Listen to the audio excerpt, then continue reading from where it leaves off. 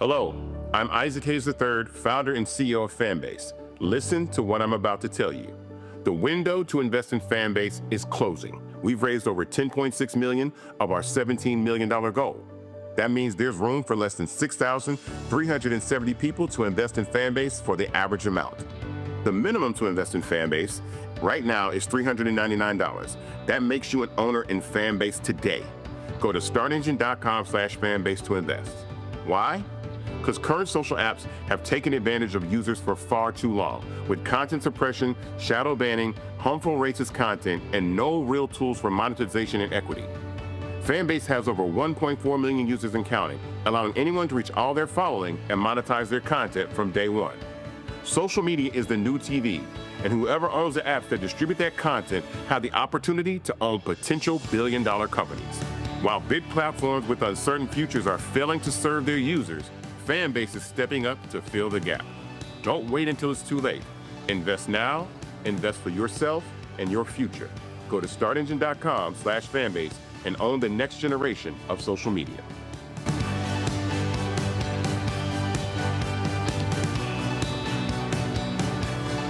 Folks, Black Star Network is here. Hold no punches. I'm real revolutionary right now. Black power. Support this man, Black media. He makes sure that our stories are told.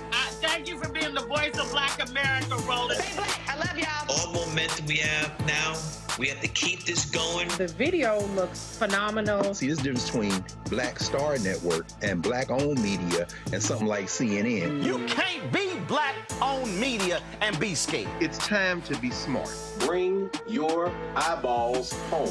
You dig?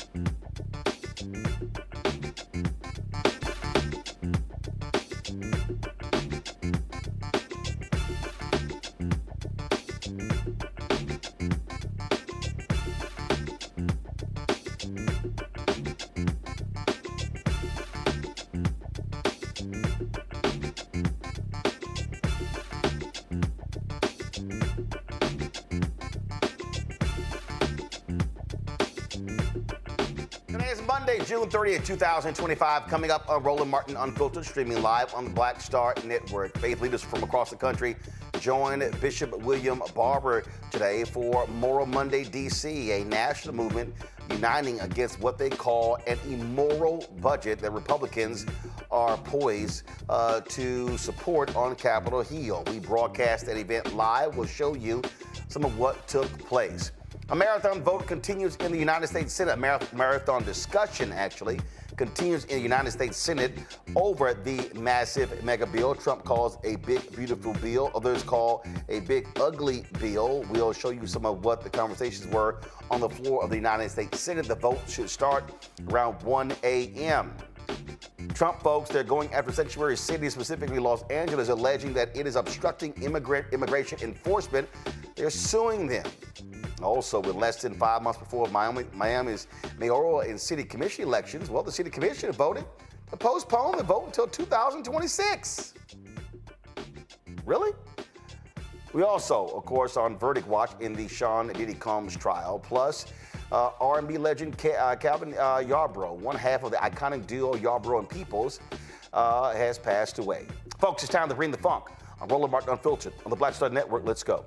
He's got whatever the miss, he's on it.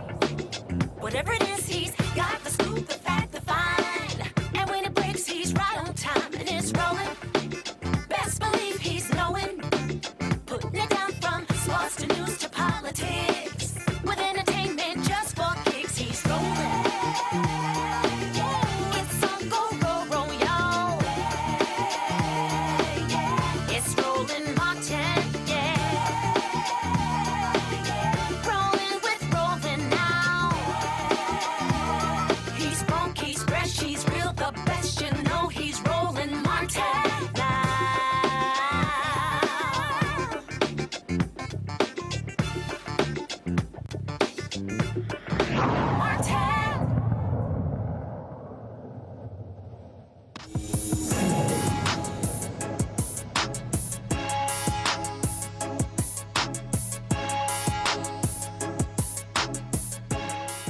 Folks, this morning in Washington, D.C., faith leaders from across the country marched to the Supreme Court and the Capitol for Immoral Monday.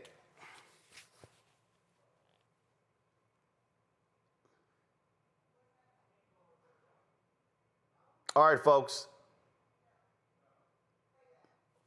All right, folks, so let's start over, okay? Earlier today, in the nation's capital, a number of faith leaders and their supporters marched from a church in D.C. to the Supreme Court, where they held their own hearing as it related to what they call the immoral budget happening in Washington, D.C. It was led by Bishop William Barber, Repairs of the Breach, and the Poor People's Campaign. They have been blasting this budget that the House has passed, the Senate had an initial vote on, and final debate continues. And the movement calls on people of conscience to unite in sacred outrage and demand justice, truth, and transformative change. Volunteers, clergy, and concerned citizens are speaking out against all policies they deem immoral and deadly. Marchers arrived carrying symbolic coffins representing the lives they believe could be lost if the proposed federal big budget bill, which Trump calls it, others they call it a big ugly bill, if it is passed and signed into law. During today's event, they broke down the immoral budget, but not before Bishop Barber explained why they are protesting this bill. What we said, we don't come to get arrested, but we will arrest the attention of the nation. All right. Yeah. And this is a time that we all have to stand together. I want to be very straight and clear and move forward. We're going to have John to come, first of all, and give us the numbers from IPS, and then we're going to put a face on the numbers. We're going to put a face on the numbers. But for the millions of you that are out there, and the reason you need to be wearing these phones out and calling these senators and House members and pushing hard and whatever they do, we're going to have to keep working, is because, first of all, the scripture says, if my people will call by my name, will humble themselves and pray, seek God's face, and God's face is a face of justice, a face of mercy, and a face of love. And then it says, and turn from their wicked ways. God says, I'll heal the land. Mm-hmm. Today, I don't feel like pulling any punches. We are facing wickedness. Yes. There's something wicked. When you have power of a congressman, a House member, or a senator, and all you can do is think about how to get up in the morning and hurt as many people as you can. There's something wicked about that. There's something wrong, some evil when you've got power and you've got free health care simply because you got elected to office, but then you want to block the people from having health care. And worse than that, you want to take away the health care they have. It's one thing if folk didn't ever have it, but have it and then take it away. There's a level of wickedness and wrong and injustice. I want to quote Tom Tillis. Wait a minute before you clap. I want to quote Tom Tillis, because last night, finally, he said, my party is making a big mistake. No, they're not making a mistake. This is deliberate. Yes, wow. This is not a mistake. This is policy violence. This is policy murder. That's why we brought these caskets today. Because in the first year of this bill as it is, the estimates are that 51,000 people will die. In other words, you know that. And if you know that and still pass it, that's not a mistake. Yes. It's not a mistake. If my people call by my name, will pray and seek my face and turn from their wicked ways. It took us nearly 60 years to get to this form of health care anyway. Yes. Theodore Roosevelt was talking about it in the 1900s. And then you had another senator, what's his name? He's from Kansas. And he voted for the debate, but then he said he had a lot of disagreement. Let me have my son. Son, you can take that from over me. Let me have this son. Vitamin D, good for me. He said that he voted, a lot of bad things in the bill, but he voted for it, listen to this, because he got some things delayed. And I wanted to say, what the hell is wrong with you? You going to want to delay the pain? Good? To delay? If you get a 6 months and delay people getting hurt, or a year delay, what you want to do is delay it till you're not in office so you can't be here anymore. This mic keeps going out. I need a battery. Delay. It's shameful. It's mean. It's unconstitutional. It's morally indefensible. The scriptures say it's wicked. Not just William Barber or the Moral Monday. The scriptures say that anytime, Mike, give me some more. Anytime persons will legislate evil, that's how the scriptures describe it, and make women and children pray, P-R-E-Y. And whenever you make somebody pray, P-R-E-Y, that means you're going after their life. Right. But the reason it's wicked, and come on, John, and evil and mean and bad is because it's all rooted in money and the love of money. And somebody knows that I heard somebody just say, the love of money is the root of all evil. And we're here today not just to protest what's wrong, but to demonstrate for what's right. We shouldn't be having a debate over how to take people's health care. We should be having a debate over how to give people more health care. That should be the issue. I don't need it. We should be debating that. And there's something wrong in this country where we are now. And it's not everybody. It's MAGA. It's Trump, it's Johnson. It's Hume. For the love of money, sometimes I want to ask, what does Trump have on y'all?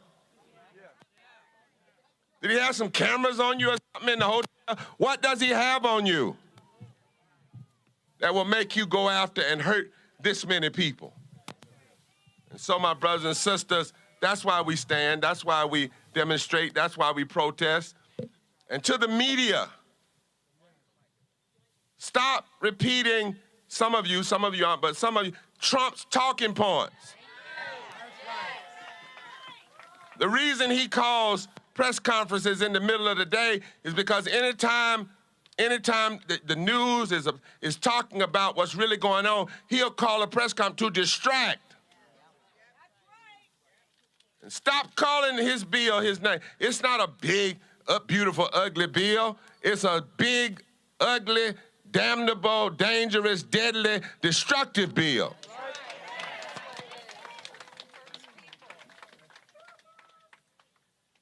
We need some truth-telling. So John from IPS, come on and tell us some truth. And you know, at our rallies, we have the politicians to come to listen so that when they go back to the floor, they carry the people with them. And so, James, we thank you and others who've come to listen today. But here we go. John, tell us, first of all, the top 10 things that are bad about this bill, because it's more than just the Medicaid, and then talk to us about the deadliest part of what's going on, and then we're going to put a face on these numbers.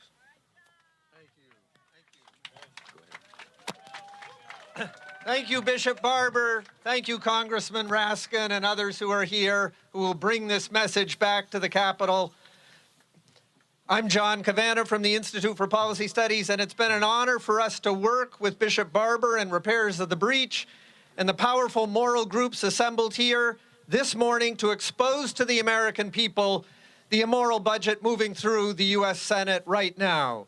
This morning, we release a crucial update on our joint report, The High Moral Stakes of Budget Reconciliation, and we're also releasing new state-by-state data on how many people are projected to lose their Medicaid and SNAP through this budget.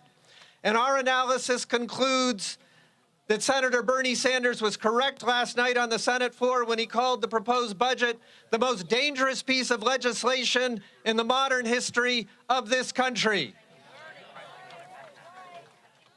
Our IPS and repairers research concludes that no single act of Congress has ever added more to the U.S. deficit and to the violent income and wealth inequality that threatens our democracy. That's right. So I'm going to say just a few cruel facts that the research shows. One, a health and hospital apocalypse. At least 16 million Americans would lose health insurance. That amounts to 14 poor and low-wealth people for every millionaire household that would receive a tax cut. Shame. Take the state of New Mexico, where over a third of the inhabitants, a total of 714,000 people, are on Medicaid, and over 117,000 people are projected to lose it. Shame. In New York State, over 1 million people are projected to lose Medicaid. And I ask you all to look at these documents. The figures are on the coffins. North, south, east, west, over 16 million people affected by this. Tell your congresspeople, tell your senators. Then, research, and Bishop Barber just referred to this, from Yale and UPenn, have estimated that these cuts would result in more than 51,000 preventable deaths per year. That is 1,000 deaths for each of the coffins that are here today. And this is not just policy violence, it is policy murder. That's right. Yeah. What is it? Policy murder. Yeah. Two, on climate. As you know, storms, heat, and diseases related to climate change are killing tens of thousands and creating millions of climate refugees. Well, the Senate bill now includes more than $1 billion in new tax breaks and subsidies for the fossil fuel industry. Shame, on top of existing subsidies that will accelerate climate change while costing taxpayers an estimated $17 billion per year. This is policy murder. What is it? Policy murder. Three, hundreds of billions of dollars more for the war budget and the deportation budgets. That's right. This bill will add roughly $120 billion to the war budget, which eats up more than half of the total discretionary budget of this nation. And it adds roughly $150 billion to cruelly arrest, detain, and deport immigrants. Shame. These expenditures will enrich the CEOs of the military contractors and private prisons while killing thousands more in U.S. wars and inhumane detention facilities. This is policy murder. Policy murder. Policy murder. So I bring you to these documents. That's right. Use them. There's two of them up on the two new ones up on the repairers website, the IPS website, the state-by-state breakdown, going through each of the different areas in the budget. But we want to end, repairers, IPS, the rest of us, by saying that it is within our power as a nation to end this policy murder on the most vulnerable. Yes. By fairly taxing the wealthy and giant military and fossil fuel corporations, reducing our bloated military budget, and demilitarizing immigration policy, we could free up more than enough public funds to ensure that we can all survive and thrive.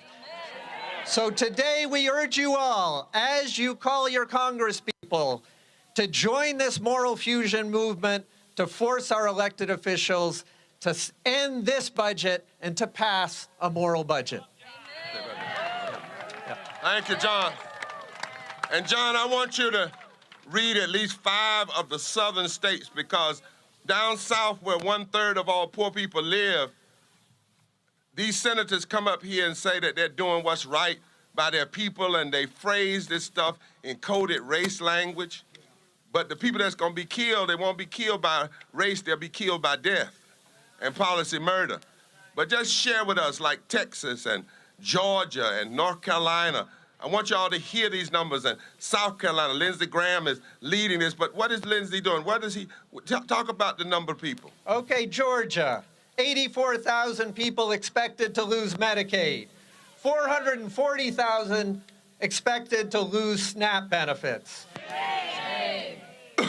Moving down to South Carolina, well, let's start first with, I told you, New Mexico. New Mexico has the highest percentage of people on Medicaid, on SNAP. South Carolina, 48,000 expected to lose Medicaid, 143,000 expected to lose SNAP benefits. Texas, 303,000 expected to lose Medicaid, 806,000 expected to lose SNAP benefits. And in the great state of West Virginia, it's not in the South, but it's represented here by Pam Garrison and others, 75,000 expected to lose Medicaid, 84,000 expected to lose SNAP benefits. This is policy murder. Policy murder. And you'll never hear us at Immoral Monday criticize people on their personal failings, personal failures, because everybody has those. But what we are here in the public square is to criticize those who are using their public office to destroy people's lives. We're here for life. Healthcare is life. Standing against war and violence is life. Fully funding public education is life. Living wages is life. We are not here as a coalition of death. That's what we see going on with this murder and killing, and we're sending, and not only every time they say we don't have the money, it's not a lie, it's a damn lie. That's what it really is. It's a damnable lie. And we have to call it out for what it is now.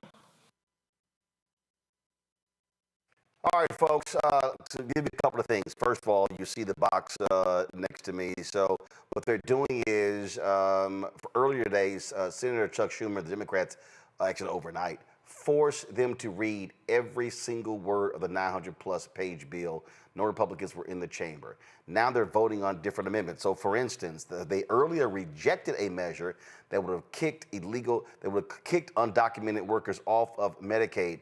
That actually failed in the vote. So that's what happened there. So we're monitoring these various actions in the United States Senate. Now, after they had the speeches there at in front of the Supreme Court, the plan of action was for the folks to move from there to then go to the plaza in front of the U.S. Capitol to pray.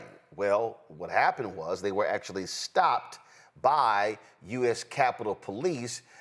They closed off the plaza. Now, mind you, people were walking on it. It was open, and all of a sudden, they shut it down to prevent them from actually praying. Listen. They restricted it today? You heard that. They just restricted it today. They don't even want to see the truth. That's why we got to keep throwing it at them. That's why we got to have media here to tell it. Look at all the people going. They're not restricted. We're just going to pray. So,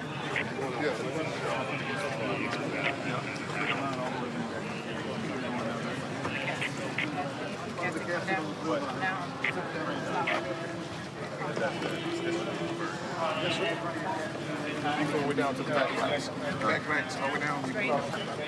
No, he said we couldn't. He just told me we couldn't. Where? This guy right here. Come talk to him. We were really preferring the pursuit right here. That we could get to the second bike rack where see where the people are walking. The second bike rack? Yeah. You could, but correct. Yeah, this would be preferred. Well, They can't see us. They can't. Folk in there. We want them to see us. They can see you, sir. If two people and then I'm going up there, you'll be all. It's gonna be all right. I'm sorry? If two people go up there, it'll be all right. I got you. Thank you, officer.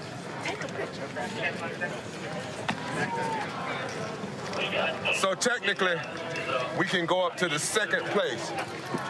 But the reason we're not doing that is because we're in the street to say we can't go down this road. That's right. We cannot keep going down this road as a nation. So it's time to pray. I want to let you all begin praying from my right as we begin now. Go take it down. Yep. There we go. Ready? Prayer for the city of everybody's spirit of all breath. We gather today remembering that everybody is sacred. Black, brown, undocumented, disabled, housed or unhoused. This budget forgets that truth. But we remember. We remember that 13.7 million people may lose health insurance.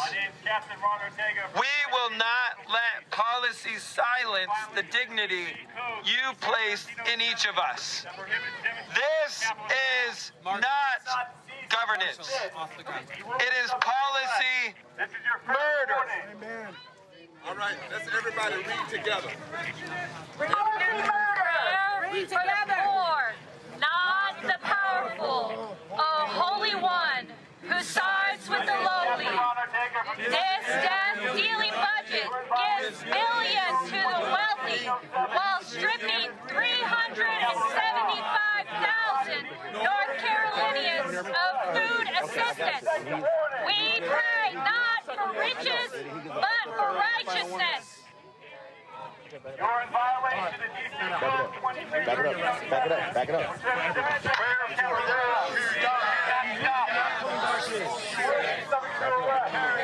I need you not coming back in. I need y'all to stay behind me. It is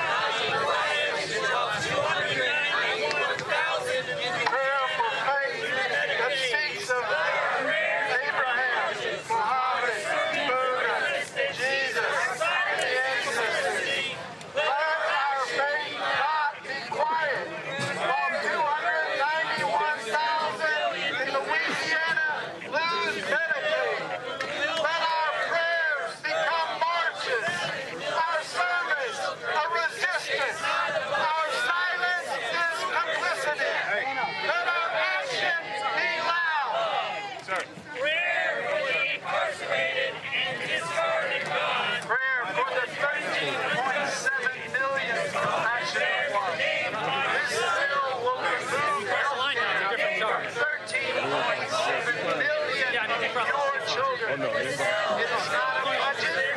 It is a blueprint for death. We rebuke it in the name of love. Prayer for the incarcerated in discarded jobs was increasing injustice. This often bears the name of my son, my sister, my neighbor, for the high cost of a 15-minute call, for the cell that still pages their future. We carry this casket because we refuse to forget, because you have not forgotten them. Get on the sidewalk. Get on the sidewalk. Where are the others? I'm sorry.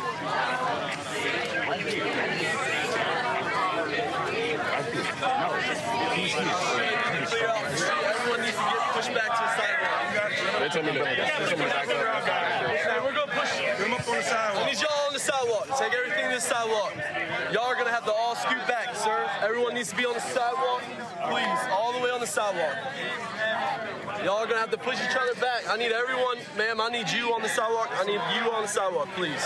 Sir, please back up, please. The main thing is not taking this. You can't take this sidewalk. It's dangerous. Stay on the sidewalk, please, sir.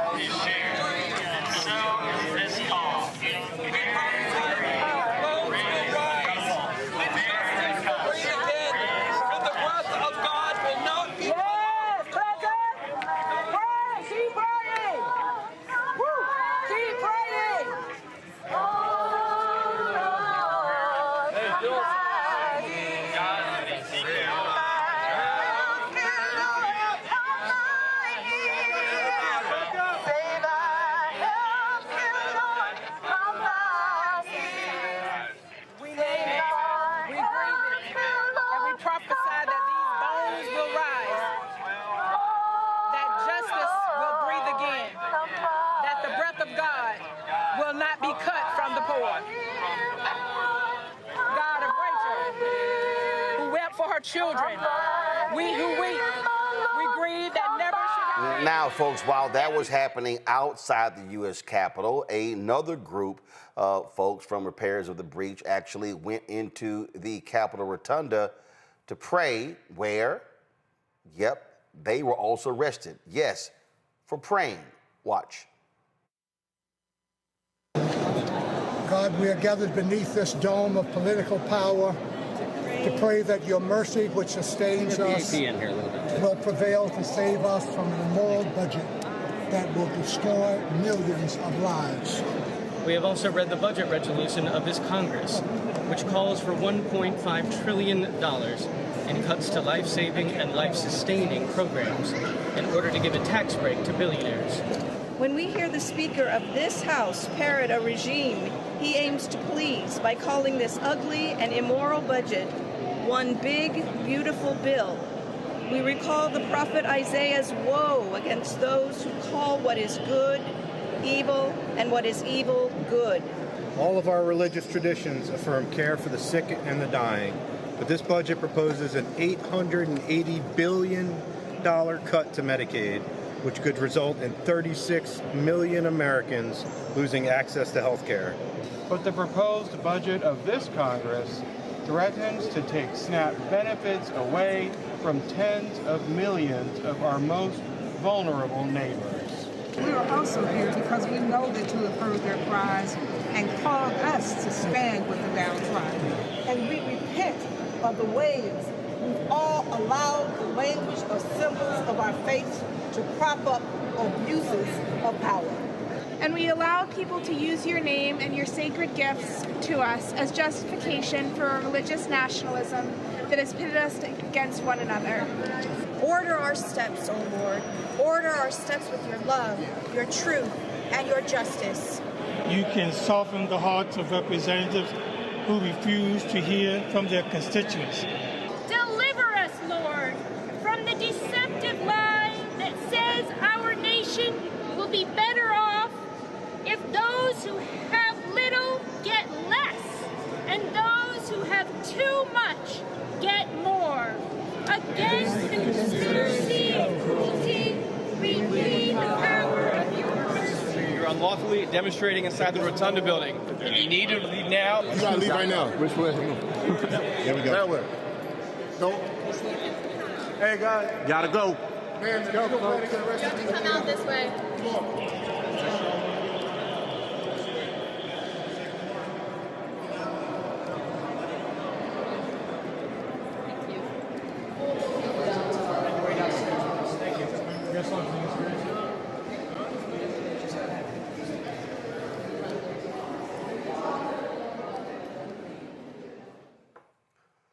Now, folks, a number of folks have been speaking about this particular bill.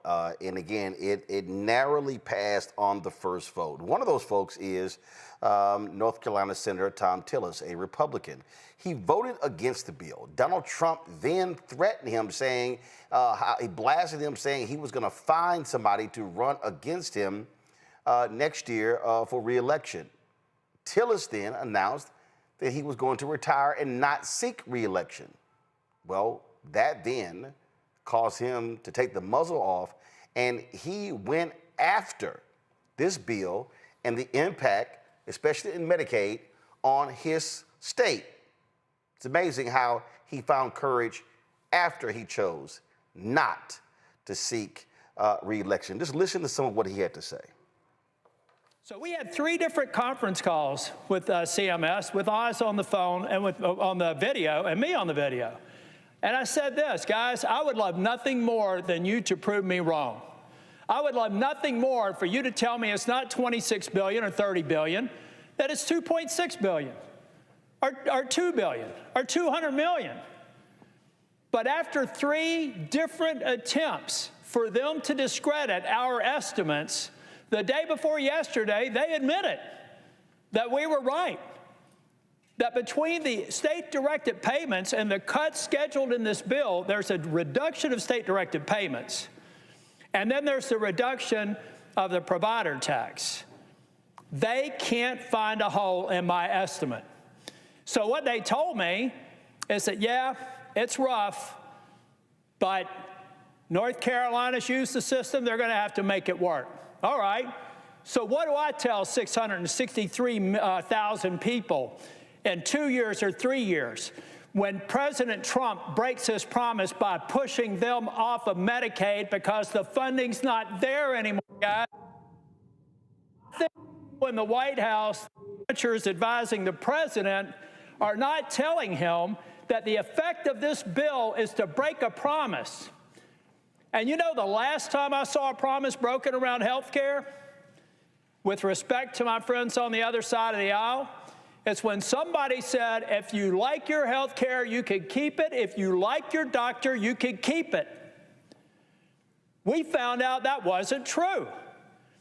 That made me the second Republican Speaker of the House since the Civil War, ladies and gentlemen, because we betrayed the promise to the American people. 2 years later, 3 years later, it actually made me a U.S. Senator, because in 2010, it had just been proposed. And just anticipation of what was going to happen was enough to have a sea change election that swept Republicans into the majority for the second time in 100 years. Now, Republicans are about to make a mistake on health care and betraying a promise. It is inescapable that this bill in its current form will betray the very promise that Donald J. Trump made in the Oval Office or in the cabinet room when I was there with finance, where he said we can go after waste, fraud, and abuse on any programs. Now, those amateurs that are advising him, not Dr. Oz, I'm talking about White House healthcare experts, refuse to tell him that those instructions that were to eliminate waste, fraud, and abuse all of a sudden eliminates a government program that's called the provider tax. We have morphed a legal construct that admittedly has been abused and should be eliminated into waste, fraud, and abuse. Money laundering. Read the code. Look at how long it's been there. I was Speaker of the House. I refused to do it. When I left North Carolina, I said, we're not going to do a provider tax. I left it at 2.5%. Now it's 6%. Mistake on the part of the leadership. And frankly, I know my friends are probably going to think I'm a little bit crazy here, but I actually passed a law that made it illegal to expand Medicaid. Why did I do that? Because I was convinced someday we would be here. And I would have rather found a way to get more people on Medicaid at the standard FMAP than having this 90-10 match and watching it disappear and taking away desperately needed health care. Wow. Courage. Boy, it would have been great if he said all of that before announcing his retirement. Now, after today's march, I got a chance to chat with Bishop William Barber to explain exactly why they are advocating in the way that they are. Who don't understand what just happened here, they would not let y'all go into the plaza to pray. No. So we started out, we couldn't pray in the Rotunda. So last week, they told us we couldn't pray even in the plaza. Now, they've had people pray in both places, but they weren't praying about injustice. They were praying about their own, MAGA. So this week, all of a sudden, all those fences went up. Right. And that had to come from the orders upstairs. Well, first of all, he was saying you couldn't go on, but there were people who literally were walking on the plaza all day, all morning. Right, it was restricted. But he said you can't go on it with your caskets. And if we went across the police line, there would be a different set of charges. And we're not going to let them set the people up like that. So we said, okay, what we're going to do is go in the street to say, we don't need to go down this road. But they are afraid of prayer and justice being hooked together. Because, we're not praying, we're protesting. Unless you are MAGA right wing. Oh, yeah, you can pray and shout and run and have a dance if you want to. But you look at the number of people that testifies today, we had about 12 times more people this time than the last time. The count I got was we had over 1 million people cross-posting and out there. So we just got to keep the pressure up. And I say, no matter what happens to this bill, we got to keep people angry and focused and clear so we can mobilize all those folk when it comes time to get these folk out of office. That was a Fox News poll where almost 60% of the people were against this bill. That's right. That's their poll. That's their poll. And so my thing is, you do this to 16 million people, that's 16 million people we can get to fight. And it is going to be a political fight. People have said different times elections are the most important. This election has got to be the most important because it says whether America will stand for this or whether we're not. What do you make of your home state senator getting some courage now that he's not running for re-election? Yeah, ain't that some strange courage? You get the courage, hold that down, when you're not running for re-election. I wish he had... All of a sudden, he's speaking truth. Yeah, I wish... Come around here. Reverend Barber about to sit down. Well, you know, it was partial truth because that's my car. It was partial truth. Yeah, it was partial truth because he wanted to go back to the House bill. But the truth, I want to see him. I wish he had stood and voted and got some of his other people. Right. I'm glad he did what he did, but why quit? Right. My thing is, what does Trump have on you?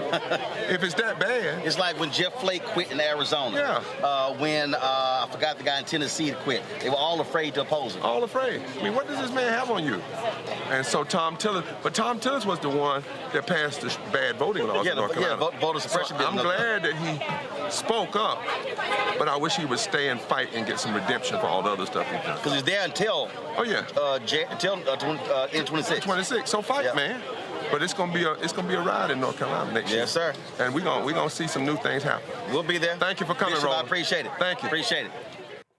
Folks, we had the opportunity to catch up with some folks who were at today's march to share their thoughts on why it was important for them to step out and protest. He was a man from, so let's go ahead and roll that.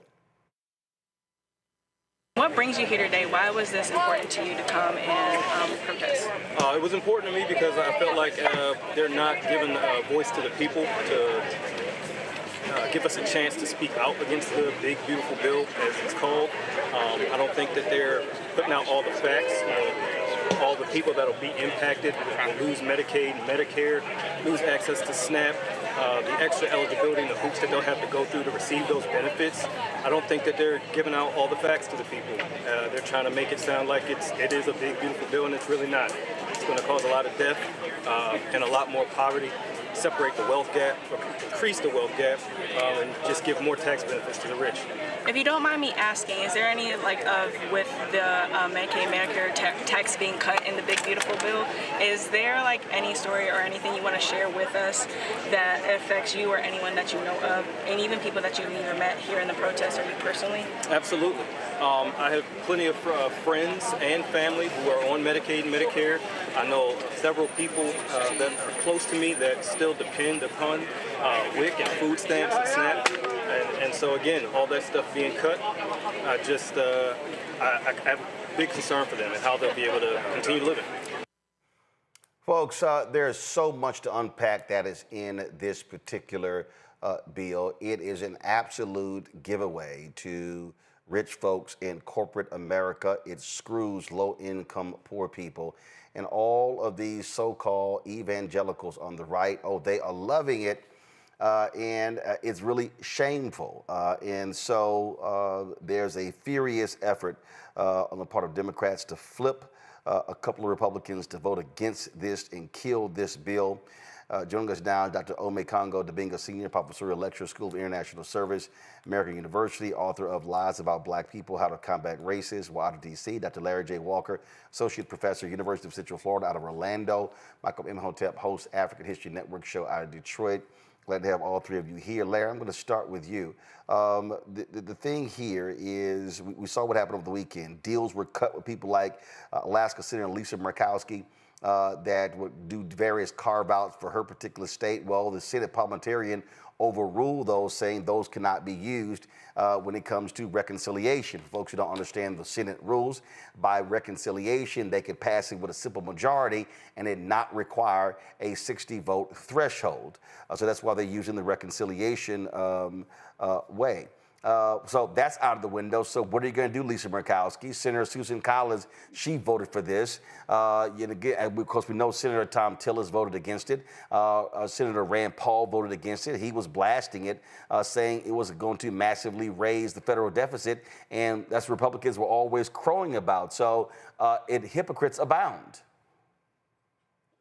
So it's interesting, Roland. This bill and debate has really reflected my time on Capitol Hill, where Republicans were fiscal hawks, right? Remember all that talk over the last several decades about, being responsible stewards.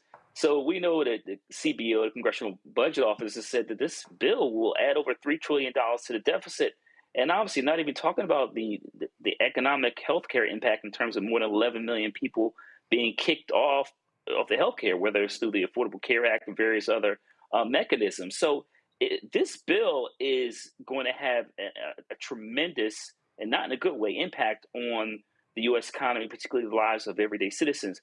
The other thing that we're not talking enough about, Roland, is the impact this is going to have on the ability for lower income, middle class kids going off to college. It lowers Pell Grants. It also makes it more difficult for people to take out student loans, plus loans. I believe it eliminates plus loans, et cetera, and doesn't give you a pathway to have your loans forgiven. This is going to impact in terms of individuals who are going to want to be dentists or physicians, et cetera. So the implications of this bill are far-reaching, and there are a lot of Americans who are sleepwalking through this. And by the time they look up over the next 2 to 3 years, it may not necessarily impact you, but it's going to devastate family and friends and other members of your community. And this wide-ranging bill it's just a travesty. In all my years working on Capitol Hill and following politics, I've never seen a bill like this with such a massive wealth transfer from low to moderate income families to wealthy families. I mean, what we hear people say, what they're saying is that flat out that this could be the biggest wealth transfer in American history. That's what we constantly are hearing on Makongo. Yeah, and it's happening right in front of all of our faces. And the fact of the matter is, you spent this whole segment showing what Reverend Barber is doing, and others. We talk about this every day, and all of us here are damn near 24-hour consumers of news. We haven't seen this anywhere. A study came out today that showed, like on Fox News, the ratio of them on Fox, I'm sorry, because it's not news, the ratio of them mentioning Medicaid versus mentioning Biden is 10-1. They mention Biden more than they do Medicaid. So the people who are watching that, so many people out there don't even know about this bill, and some who know about the bill don't even know about Medicaid being in it.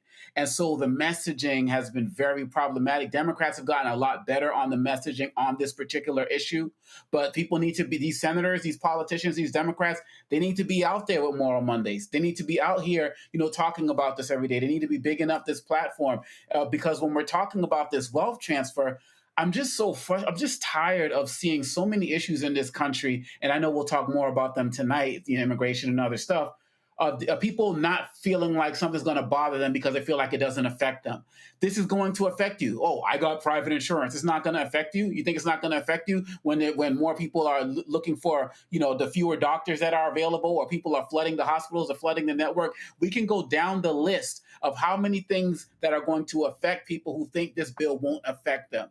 But it's not going to happen unless we have more people like you, Roland Martin, like Reverend Barber, who are out there telling the truth.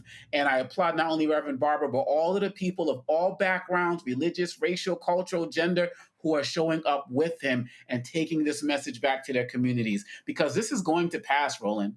It's going to pass. The Supreme Court and these Republican politicians have not stopped Trump on anything. They've slowed him down here and there, but they are going to give in, and we have to prepare for it.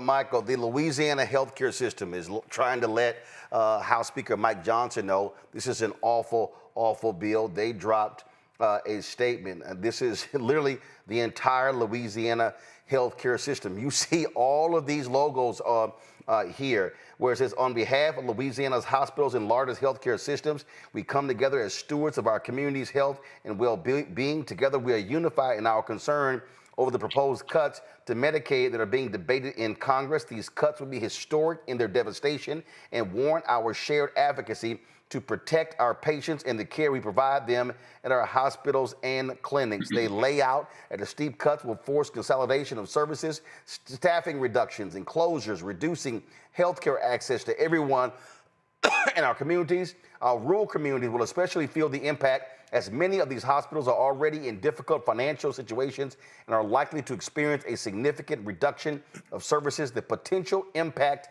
will be felt by everyone in the state. Now, that's just the healthcare workers. You also have electrical workers, some 800,000 electrical workers, many of them who voted for Trump.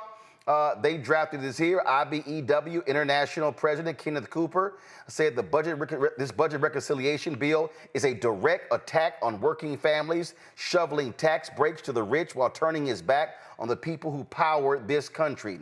The IBEW strongly opposes any proposal that guts infrastructure investment, especially plans like this one that sacrifice existing economic development while providing no clear benefit to working Americans. At a time when we should be investing in energy independence at home, this bill forces our economy to rely on foreign adversaries while dramatically increasing energy bills for every household and draining local communities of the jobs they rely on. What they're talking about right here, all of those green economy, green jobs that are being slashed, they are gutting electric vehicles, tax breaks for solar, things along those lines. IBEW says, make no mistake, this bill will cost hundreds of thousands of good-paying construction jobs, billions of work hours, and hundreds of billions in lost wages and economic benefits to America's middle class. I'm sure a lot of those white electrical workers who voted for Trump are now kicking themselves in the butt, Michael.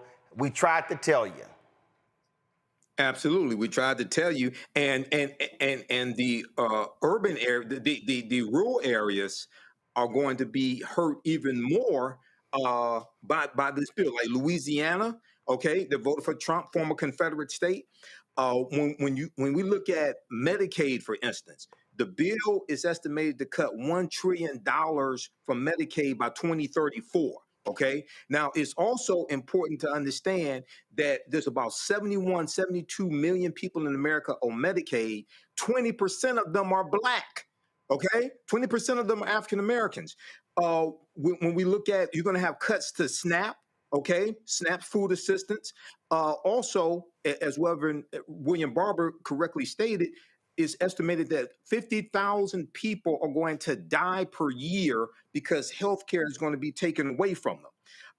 The CBO, the Congressional Budget Office, estimates that 11.8 million people will lose healthcare over, by 2034. So this is horrific. I call it the big ass ugly bill. Okay, this is horrific. This shows the consequences of elections. But the other thing is, Roland, so this is the fiscal year budget.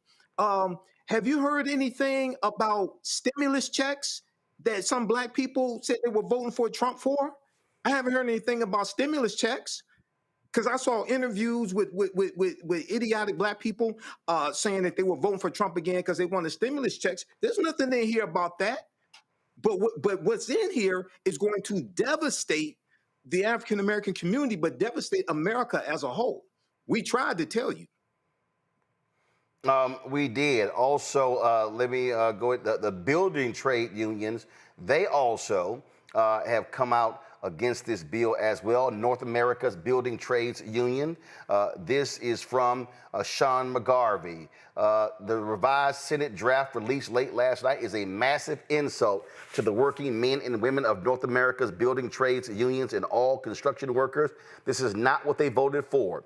If enacted, this stands to be the biggest job-killing bill in the history of this country. Simply put, it is the equivalent of terminating more than 1,000 Keystone XL pipeline projects.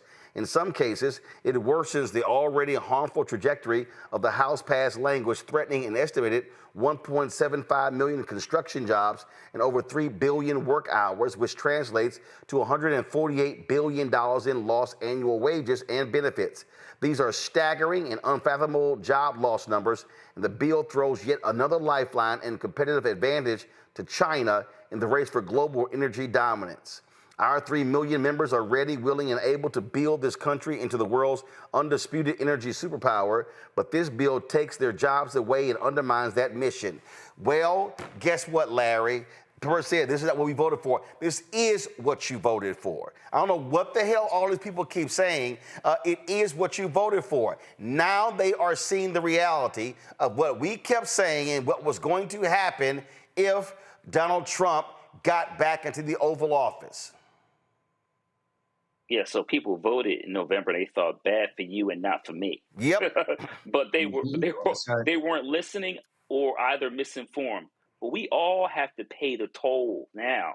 Everyone's going to have to pay the toll.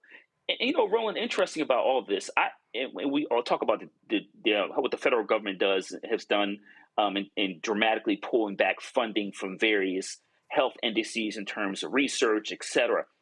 I don't think people realize we're not headed for a recession. We're headed for a depression in a couple of years, because what you have is literally, we're not even talking about all the federal workers that lost jobs, but you're talking about tens of thousands of jobs lost in healthcare, higher education, building trades, et cetera, over the next couple of years. You combine that with dismantling the social safety net, and you're talking about tremendous political, economic, social upheaval that people haven't seen in generations. We thought we had it bad during the Bush Jr. administration in terms of those hard economic times. It's going to be far worse. So we're beyond the time of this idea of Republicans being compassionate conservatives. Now it's each your own. And you're right about people who voted, particularly, like I said, the labor unions. The Biden administration saved pensions, and VP Harris was the deciding vote. And unfortunately, many of those individuals who benefited or had family members benefited didn't support her. And once again, in terms of working class labor unions, those well-paying jobs, those jobs are going to disappear. All this green energy jobs, all the infrastructure money that we got from the infrastructure bill to build roadways and highways, et cetera, that money is going to be gone. And then those jobs are going to be gone. People won't have access to health care. They won't be able to get important services in terms of Medicaid. That'll all disappear.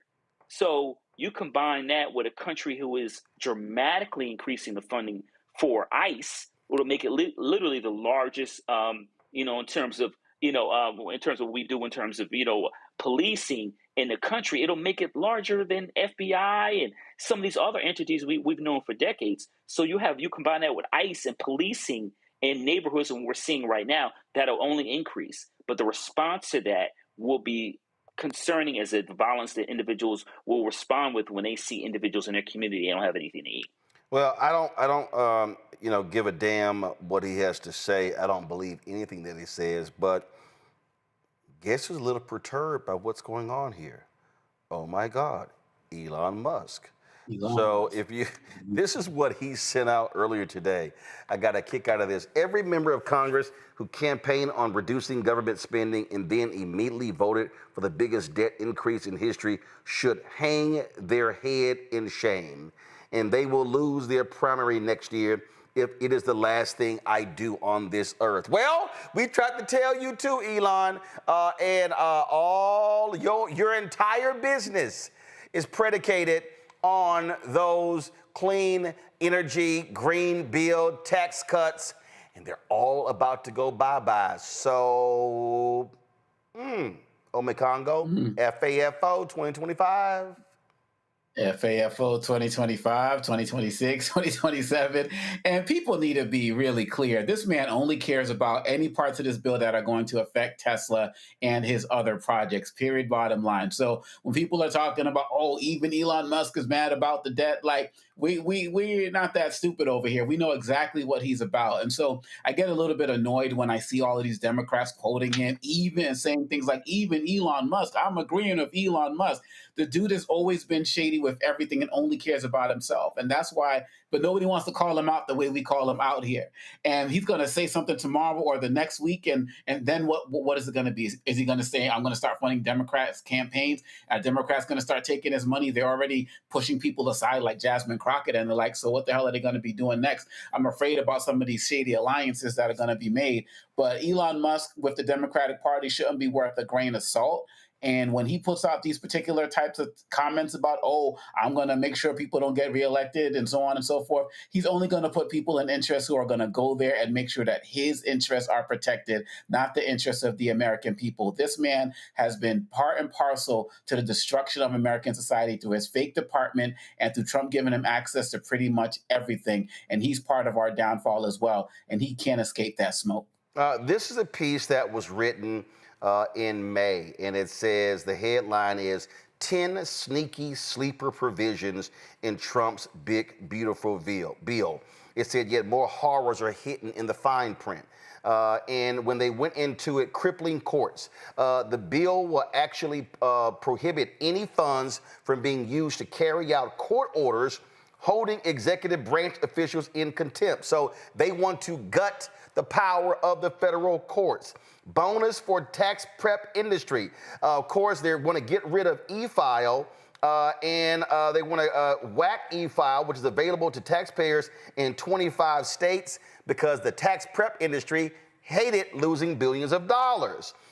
Guess what? They said the bill adds $45 billion to build immigration jails. They're going to spend, Samuel Singawe posted this, they're going to spend more money in this bill than was spent in the 1994 crime bill. Y'all better recognize what's going on. They are allowing determination of the tax status of nonprofits if they define them as terrorist supporting organizations.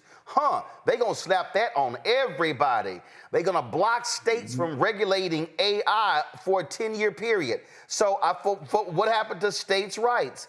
Gutting the estate tax, weakening the child tax credit, expanding school vouchers, again, cuts to Affordable Care Act, and support for gun silencers. So it's so much crap in this bill that it's just insane when you begin to break it down, Michael. And again, folk don't pay any attention and the numbers don't lie. So what should be happening, folks should be blowing up the phones of United States senators saying, you vote for this, especially those red state senators who are up for re-election. We're gonna kick your ass at the ballot box next year.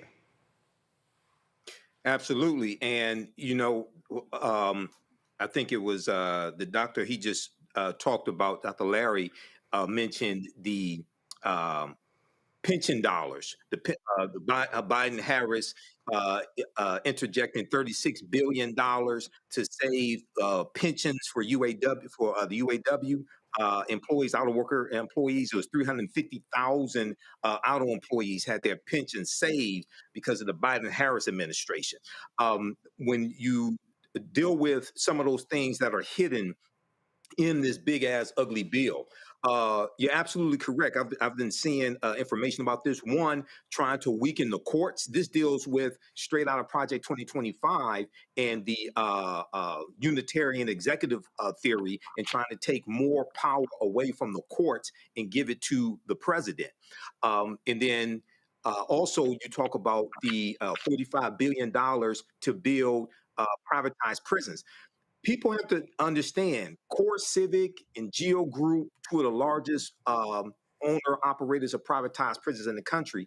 They supported Trump in 2016, and they supported Trump again in 2024, okay? And you have where some of these migrants are being housed are in privatized prisons owned by these corporations, okay? Now, Donald Trump signed an executive order to unleash the police.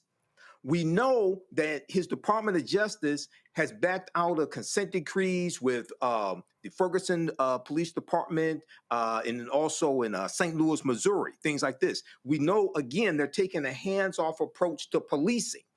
So you're going to unleash the police. You're going to build more privatized prisons, okay? And now, who you think they're going to put in there? See, this is an all-out attack on melanated people, and as I said a few days ago on my social media platforms, white supremacy and racism attacks all Black people, regardless of country of origin, regardless of language spoken, regardless of your religion. Okay, so some African Americans, some Black people think it's all right as long as black immigrants are being attacked and locked up. No, they're coming for your ass also. Because a lot of us, you can't tell, for a lot of us, some of us look like we could be immigrants, but to white supremacist, white nationalists and the Trump administration, all black people are immigrants. They don't think any of us belong. Well, absolutely. And so the reality is, folks, what you are seeing, you're seeing a huge debate that take place in this country. And what we have to understand right now, what's going on here. And if there's one person who, you know what, I'm so sick of. I'm so sick of this man because, frankly, he's lazy as hell. And that's Democratic Senator from Pennsylvania, John Fetterman. Okay? This is literally what let me explain to everybody. This man gets paid to be a United States Senator. He complained earlier this week that they basically dogged him out so much he had to come back and attend committee hearings and do votes that he felt were irrelevant. Now he's whining about what's happening right now with the debate going on. I want y'all to listen to this. Listen to this. Did you get any clues on the floor about what time this wrap? Oh my God! I just want to go home. I've missed our entire trip to the beach. My family's going to be back before we on that. So, and again, I'm going to vote no. There's no drama. The votes are going to go. In fact, the only interesting votes are going to be on the margin, whether that's Collins or Johnson and those. But all the Democrats, we all know how that's going to go. And I don't think it's really helpful to put people here till when some ungodly hour. And again, thank you, sir. You can't go to the beach with your family. Okay, well, it's the margins. How about you stay there and you work on them, you talk to them, you push them, you prod them. This is just very simple. I mean, I don't really care, Larry. If John Fetterman doesn't want to do the job of United States Senator, then resign. Then resign. And let somebody who actually wants to show up for work. Oh my God, I've already missed my family beach trip. This is just so rad. I don't know what to do. We're just here. It's just wasting time. I just want to go. I just want to go to the beach. Sounds like a spoiled-ass brat.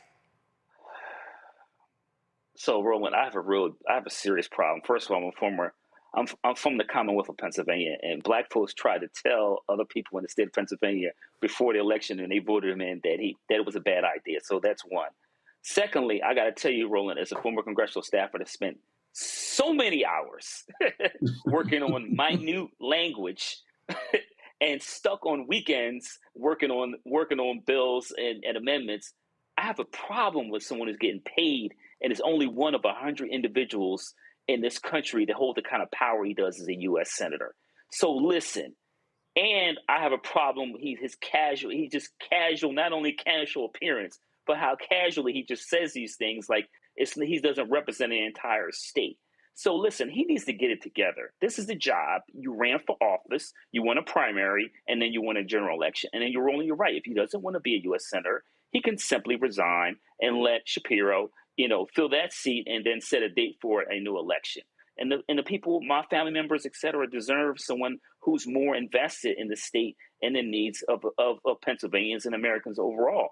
But listen, I don't want to hear that. Like I said, there are far too many U.S. senators and us, again, my fellow, staffers who are spending hours working on this bill, working on all the details that don't get to go home, miss birthdays, holidays, et cetera. So he has the power to just chauffeur drop him an hour and a half away from wherever he is in Pennsylvania or Delaware, et cetera, Jersey, to go to the beach. So he needs to get over himself. He needs to do the job of U.S. Senator, what he's getting paid for. And if not, he needs to step aside. Absolutely. All right, folks, hold tight 1 second. I got to go to a break. We'll be right back. Roland Martin Unfiltered on the Black Star Network.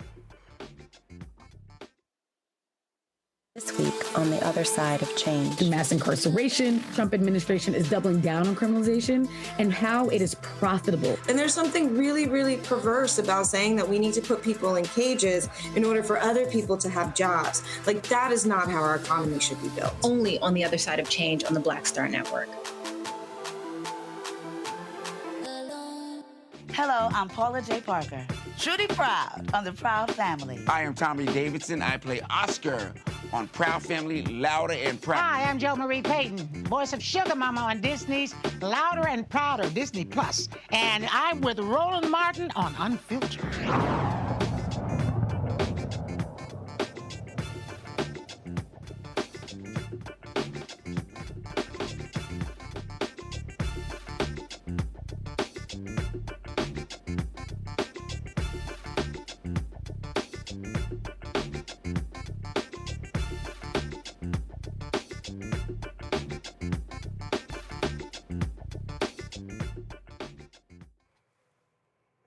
Hashtag we try to tell you.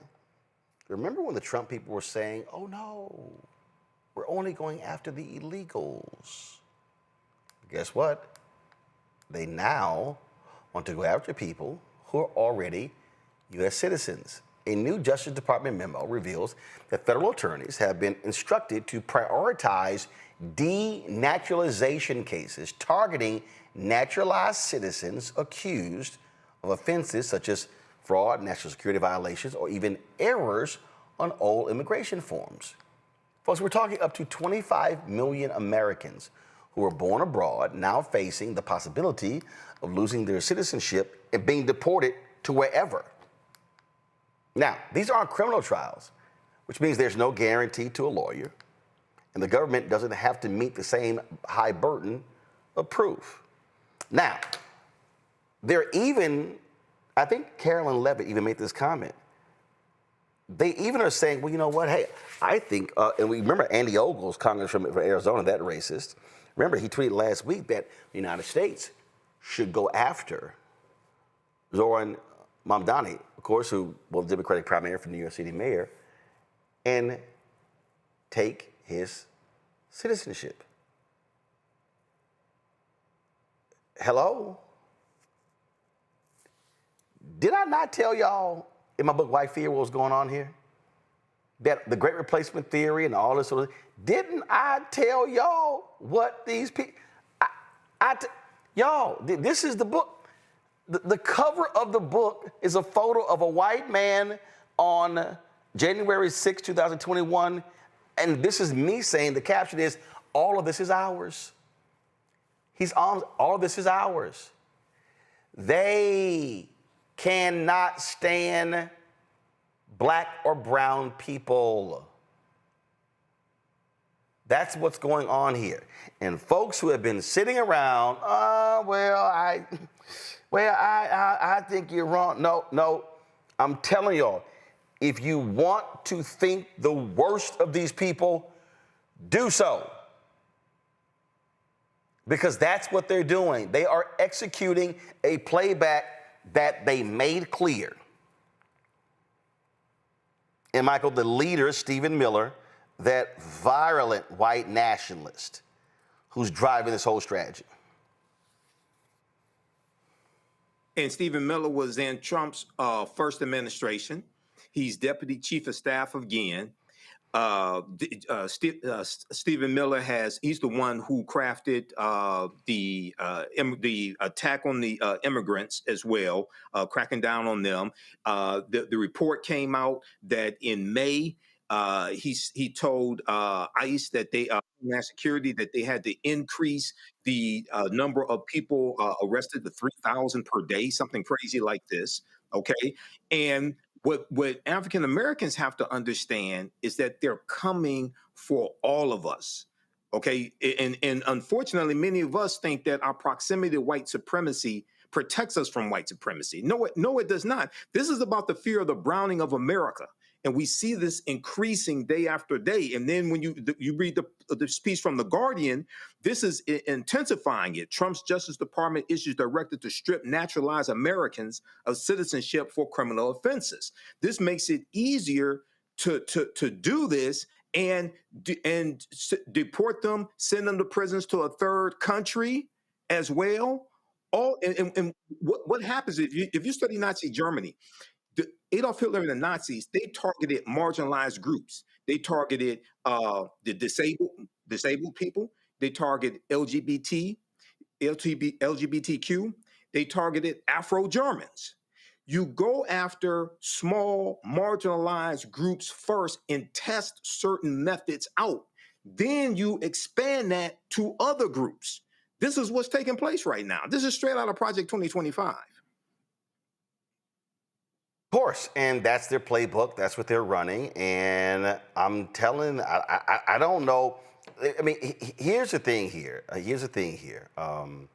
That people are not getting. And Bill Moyers just died. Bill Moyers, of course, he worked for President Lyndon Baines Johnson, and he also was a reporter.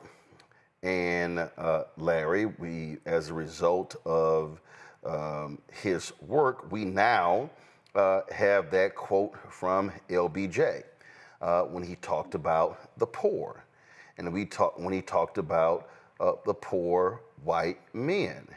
And that quote is important because we're seeing it play out right now. We're seeing how these people think. We're seeing how their brains operate.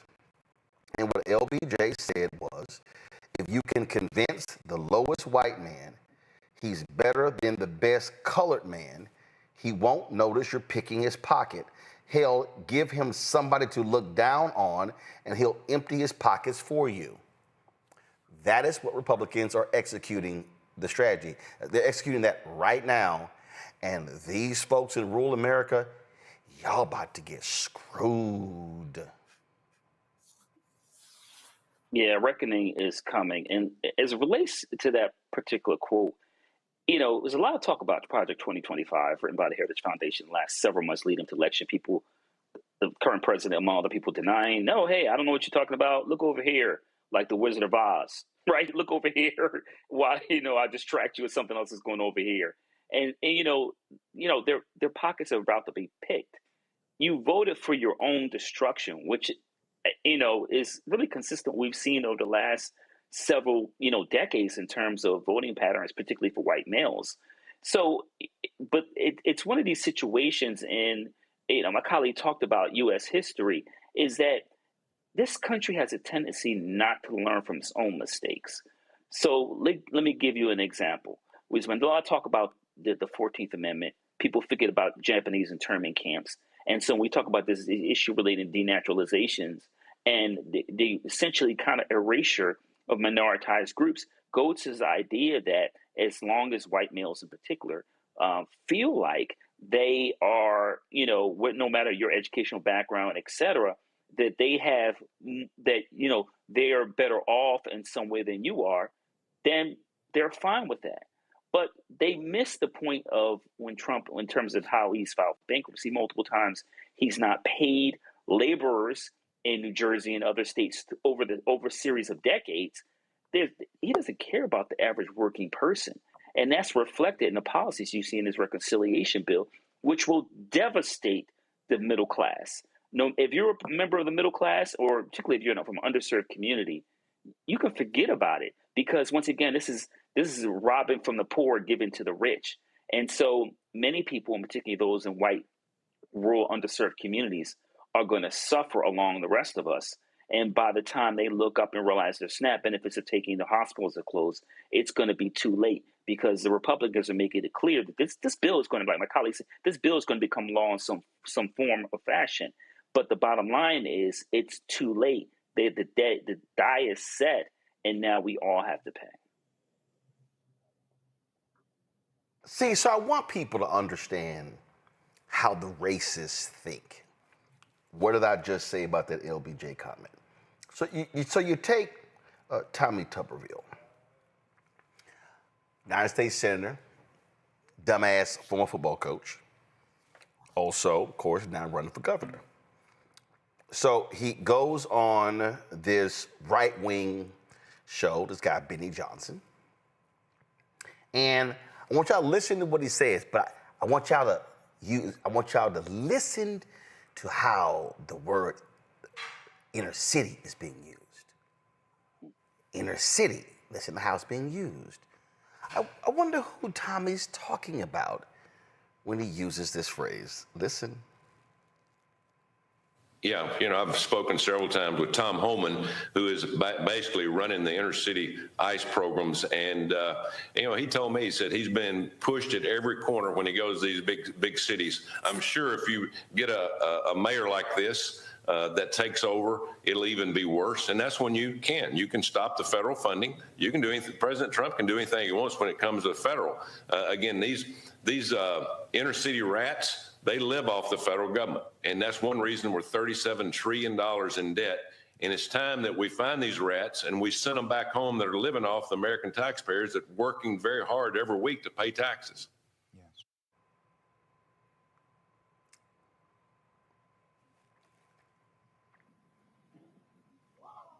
Allow me to run that back again.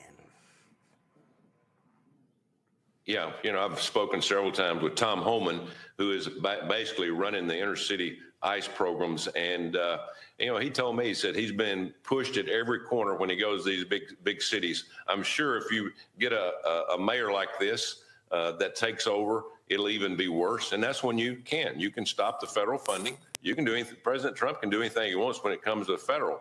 Again, these inner city rats, they live off the federal government. And that's one reason we're $37 trillion in debt. And it's time that we find these rats and we send them back home that are living off the American taxpayers that are working very hard every week to pay taxes.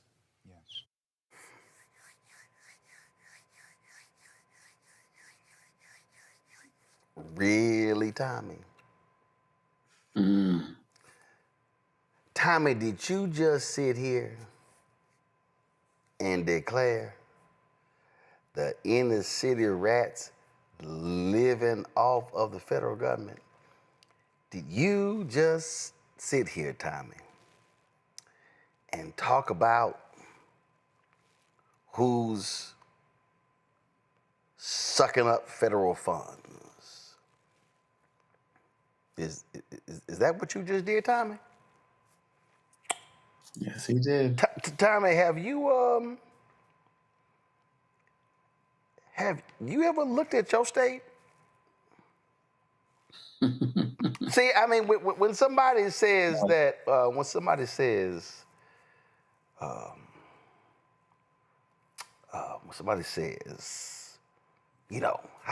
you taking money and what you doing, you might want to grab a mirror, Tommy. Do y'all know that one of the most, I'm gonna use Tommy's language, rat-infested states in America is Alabama? Anthony, go to my iPad. Federal transfers to Alabama governments. Now, y'all, this is 2017 to 2022. Will you look at that? You see 2017, slightly higher in 2018, higher in 2019, higher in 2020, higher in 2021, higher in 2022. Wow! Tommy! Your own state sucks up so much federal money. This here, y'all, is from March 10th, 2025, from the Alabama Policy Institute. Headline, Alabama must limit dependence on the federal government. So when you go through this breakdown here, Alabama is consistently ranked as one of the most federally dependent states in the nation. Rats, rural rats. According to data from usaspending.gov, Alabama received over $66 billion in federal funding last year. This includes over $36 billion in direct payments to Alabamians, $17.3 billion in contracts awarded within the state, and nearly $13 billion in grant awards to state agencies. In 2024 alone, grant awards accounted for nearly 32% of all of Alabama's state government revenues. The Alabama Medicaid Agency received more than $6.4 billion from the federal government, with the State Department of Transportation and Department of Education each receiving more than $1.2 billion in federal grants. One problem with being so heavily reliant on the federal government is that state funding may shift. State funding may shift based on the priorities of one presidential administration to another. Moreover, though, there's a perception that federal dollars are free money. They are not. Each dollar that the federal government sends back to state and local governments in the form of direct payments, grants, etc., represent taxpayer dollars that hard-working Alabamians have paid to the Treasury. Federal money also always comes with strings attached. There are several recent examples of this. Tommy, your broke-ass state desperately needs federal money. And you trying to talk about these inner city rats, they sitting here taking federal dollars, the taxpayers, the hard-earned money, and we need to send them back. Well, where we gonna send y'all asses to? Tell me, Tommy. Where we gonna send all them broke-ass white people in Alabama who are mooching off the federal government, Tommy?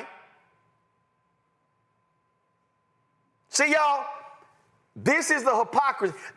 Do y'all now understand why I keep saying that Democrats should have the courage to go to the brokest, sickest, whitest, reddest states in America and go there and tell them, y'all are the brokest, sickest, whitest, reddest people in the country.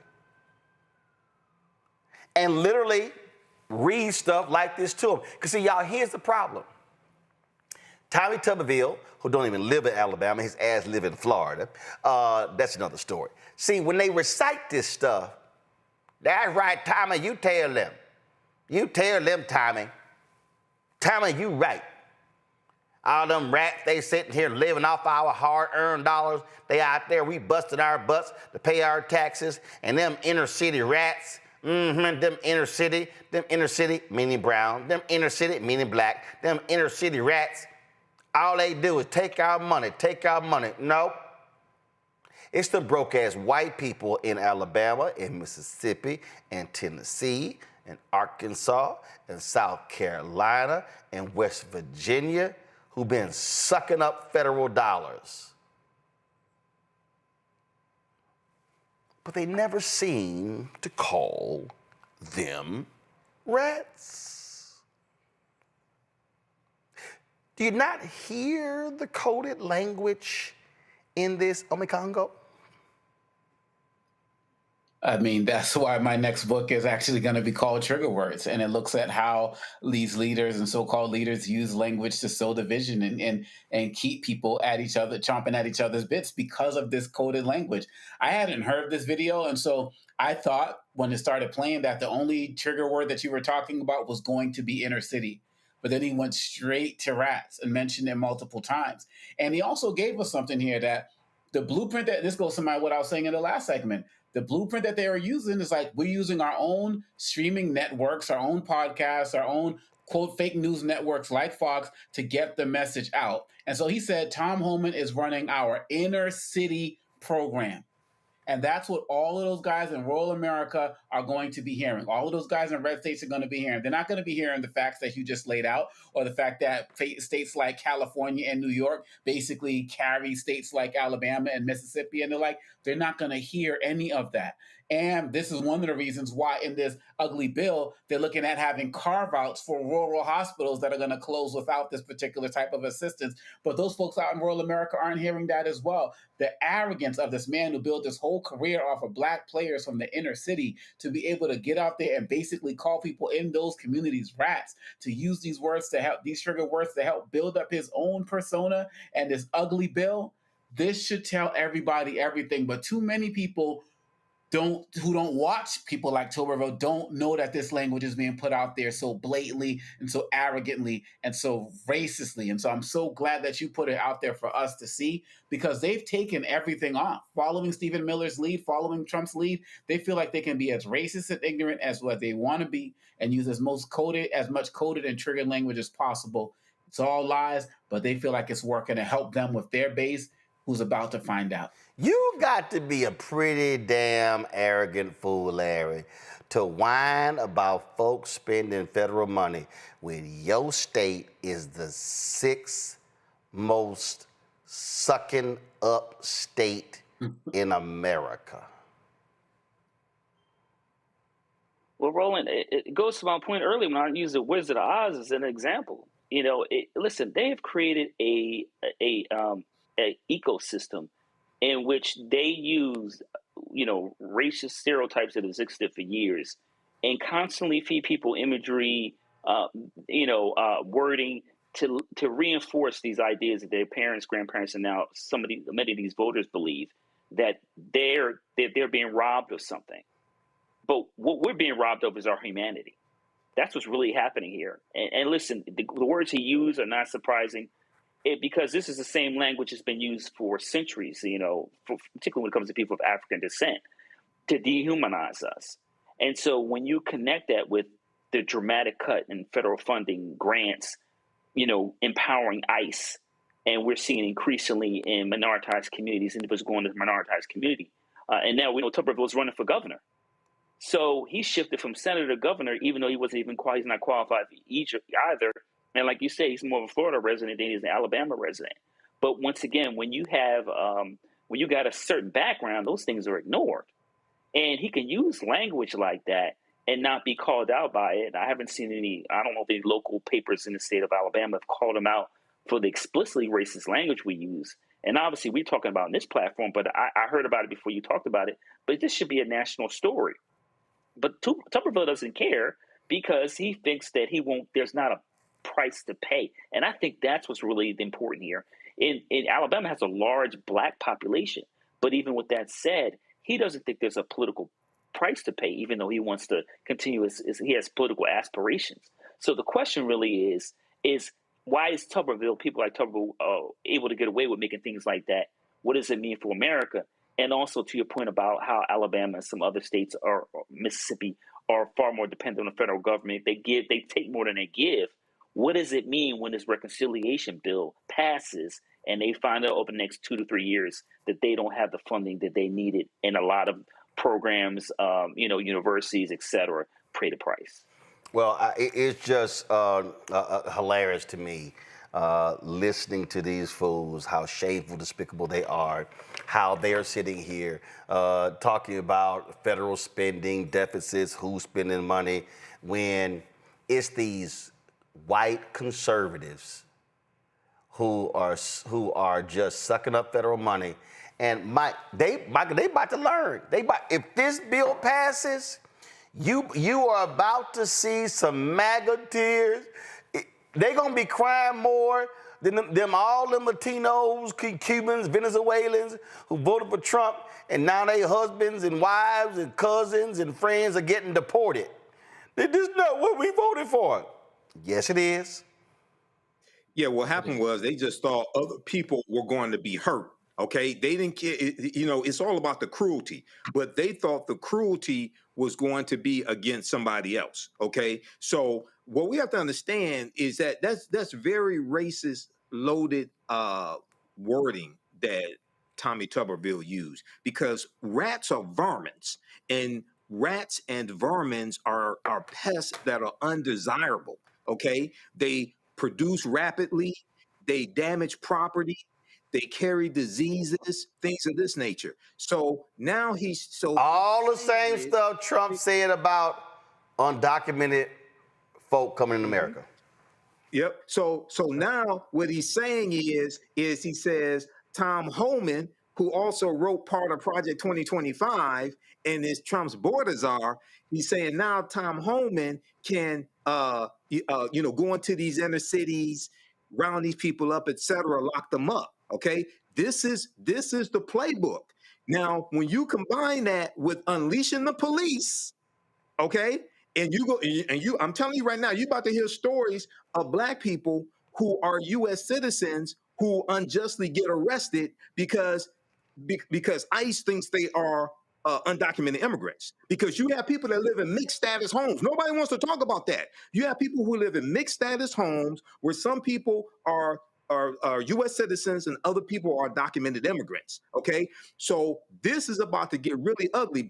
But Alabama has a 15% poverty rate. Okay, and yes, you are correct. They take more in federal funding than they actually contribute in federal taxes, as do a lot of these former Confederate states. Okay, so things are about to get really, really ugly in this country, especially for MAGA, especially for Trump supporters. Hashtag, we tried to tell you. Well, folks are going to learn. And we come back. Isn't it amazing how these people talk about how we should be changing the rules? Man, if you really want to follow rules, we should be deporting all of Donald Trump's children. Well, except one, the one he don't like, Tiffany. Because her mama and daddy are from here.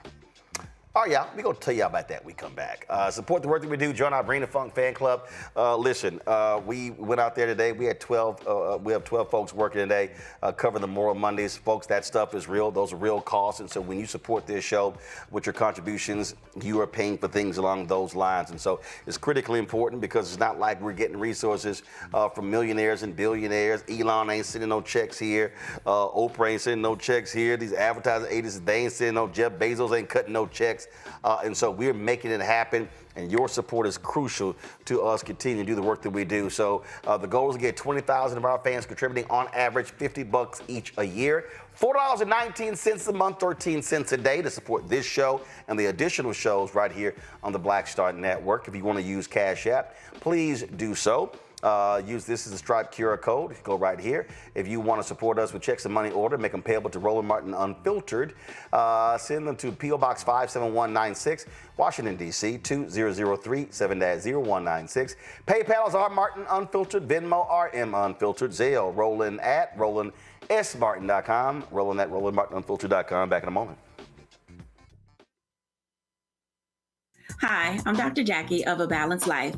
Think about the men in your life and ask yourself these questions. Who are their male role models?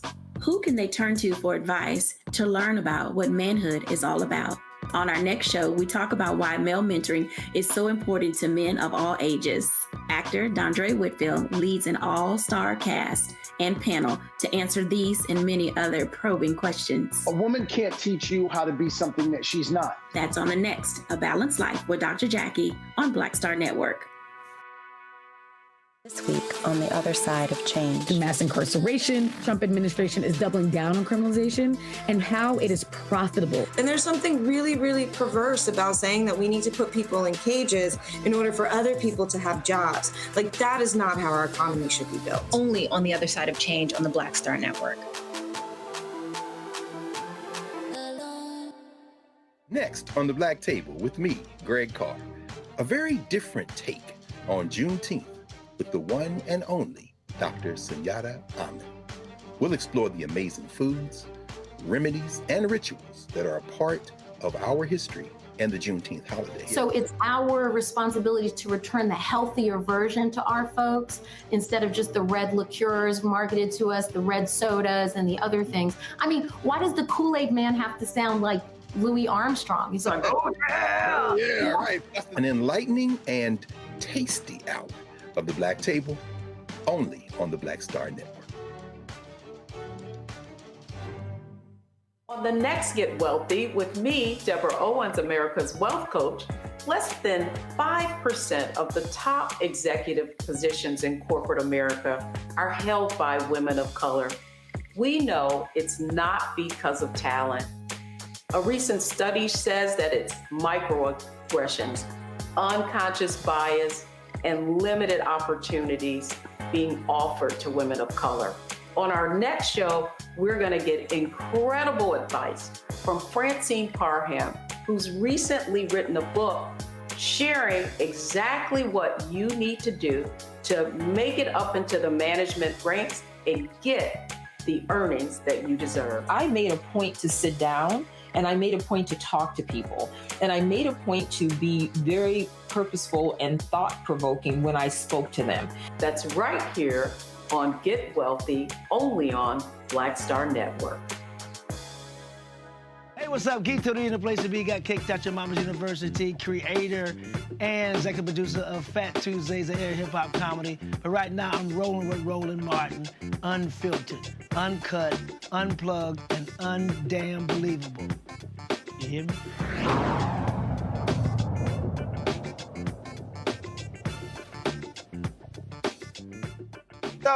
Donald Trump loves attacking people who ain't from here and want to send people back. But if we're going to talk about chain migration, shouldn't we be talking about his own damn family? He's called for an end to this decades-old policy, but that means that all your people got to go, including Melania's Trump's parents. Yeah, they benefited from the very system he wants to dismantle. So author Don Winslow put together this wonderful video that lays it bare. Don Winslow explains how it really works. To end chain migration, ending chain migration, chain migration, chain migration, chain migration. At the same time Donald Trump was spewing all this hate, he was using a high-powered lawyer and chain migration to bring his wife Melania's mother, father, and sister to the United States where his money bought their citizenship. Citizenship was just awarded to Victor and my canals. Here's how it works. At the same time plagiarizing plastic First Lady Melania Trump had kids pulled from their cages for this staged photo op, her family was living lavishly in the United States under permanent resident status. But that's mainly just for rich white people. If you're Mexican, you don't get to live in a fancy New York apartment while you wait. Donald Trump makes you wait in a cage. The world's most successful liar couldn't have his future wife be in the United States illegally, so he spent the big bucks to get Melania an Einstein visa. Don't you think in any way that it's hypocritical that his wife got to stay in the country with an EB-1 visa, the so-called Einstein visa? Not at all, Stephen. I know physics. Now, the EB-1 is reserved for immigrants with extraordinary ability. And when you think of extraordinary ability, you don't exactly think of Melania. But Trump didn't care. He just wanted it done. Meet Michael Wilds, the high-powered lawyer who helped secure U.S. citizenship for Melania Trump and her parents Victor and Amaya Knott, and a green card for her sister Ines. See, when Melania became a citizen in 2006, it gave her the right to sponsor her parents and sisters, hence the name chain migration. Trump destroyed families and sold a closed border policy to his base while using chain migration to bring in his own family. At the same time the Department of Homeland Security were ripping children from their mother's arms and locking them in cages, Melania's family was walking out of court with a personal security escort of Department of Homeland Security officers. Note the patches on the uniform. Donald Trump has one policy for white people and another for brown. I met with the Border Patrol agents and they're doing a great job. Okay, stop the music. There are still thousands of children locked up in Trump's border prisons. There are children that have not seen their parents in years. How long can Trump keep them in prison? Do they get out when they're 18? Do they spend their entire childhood in a cage? Do they ever get out? Do they ever get out? Ain't that something? One rule for them and one rule for everybody else, Larry. Yeah, people fall for this immigration 42 fake out, right? this idea that, you heard the, Trump administration talk about, we're going off after the people who are criminals and et cetera. And a lot of folks there's some folks that bought into that. And guess what? It was a lie. This what you just showed in the last few minutes highlights how rich people who are primarily white benefit from, using immigration to make sure they take care of their own people In the meantime, if you once again, my colleague highlighted some people in these families with mixed, backgrounds as it relates to your immigration status. You may have voted with the idea that they're just going after bad people. We're seeing this in Florida with really hundreds of thousands of people who will likely be deported over the next couple of years, and their family members falling for the idea that, hey, we're only going after the bad people, and we believe in the way the system's supposed to work. No, guess what? You fell for it. Now your grandmother or your father, we've seen a lot of these stories, are now have been or will be deported in the future, and there's nothing to do about it because you voted for this. And so, like I said, what you showed the last few minutes shows the hypocrisy of our system, and also shows that, what was it saying, that cash rules everything around me. Cream, get the money, dollar bill, y'all. That's how it always works in America. Cream rules, right? So if you have the cash, you can make the dream happen. And this isn't a great example. Congo. Look, I think it's also important to pay attention to the hypocrisy of Trump talking about he's getting rid of the worst, but he's actually going after people who are working regular jobs, right? But it just came out today or in the last couple of days that he's actually making deals with MS-13 members and releasing them from prison, some to send to Bukele. And he's also released, according to the DOJ, just released three-time felon Jose Ramon Hernandez Reyes from federal prison and transferred him to a halfway house to use him in testimony against Kilmar Abrego Garcia. So he's not only not catching the quote-unquote worst people, he's releasing them.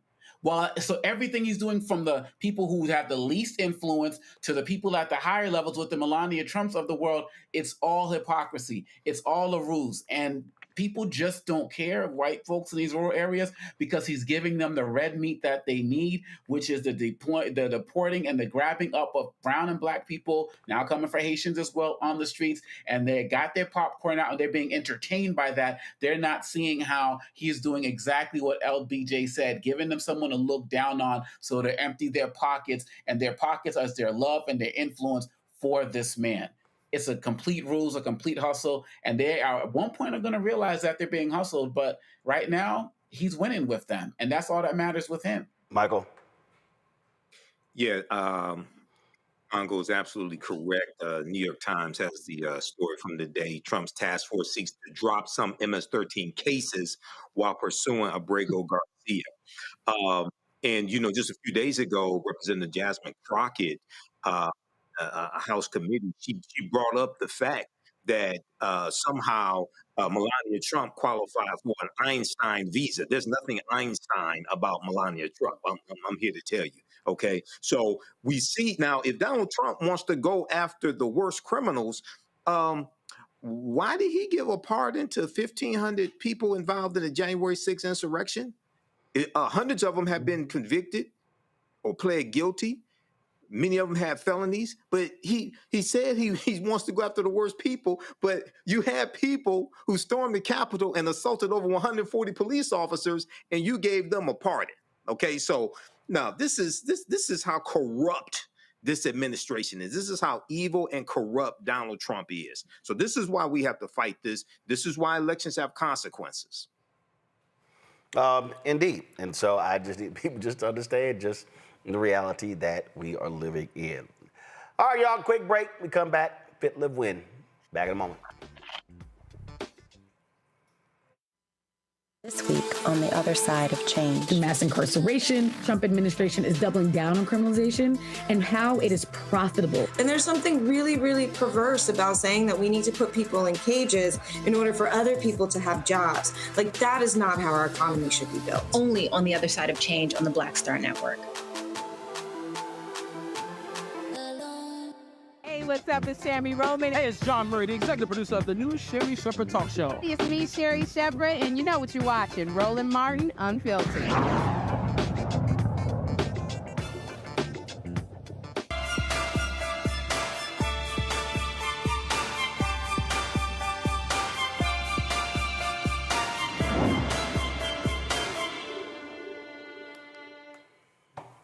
Folks, Folks, June, of course, Black Music Month, also Men's Health Month. Time to focus on the unique challenges men face when it comes to staying healthy physically and mentally, from heart disease to mental wellness. We're talking real strategies to help men live longer, stronger, and more empowerment lives. Dr.